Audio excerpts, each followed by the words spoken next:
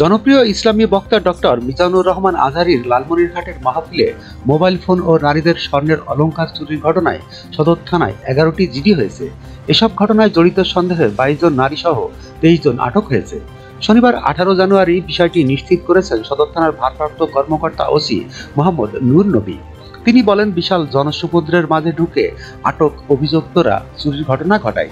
তাদের জনগণ আটক করে পুলিশে সোপর্দ করেছে। চুরির ঘটনায় 22 নারী ও একজন পুরুষ থানায় আটক আছে। এর মধ্যে মোবাইল ফোন চুরির ঘটনায় 8টি ও স্বর্ণালংকার চুরির ঘটনায় 3টি জিডি করা হয়েছে। মাহফিলে অংশ নেওয়া ভুক্তভোগীরা জানান, অতিরিক্ত ভিড়ের মাঝে সংঘবদ্ধ চোরচক্র কৌশলে মোবাইল, টাকা ও স্বর্ণালংকার হাতিয়ে নেয়। অনেকেই কিছু বুঝে ওঠার আগেই চুরির শিকার হয়। এর আগে এদিন দুপুরে লালমনিরহাটের আয়োজনের রেলওয়ে সোহরাওয়ার্দী মাঠে জোহরের নামাজের পর 1 ঘন্টা বয়ান করেন ডক্টর মিজানুর রহমান আজহারী। এই সময় লালমনিরহাট শহর ও তার আশপাশের এলাকায় জনসমুদ্রে পরিণত হয়।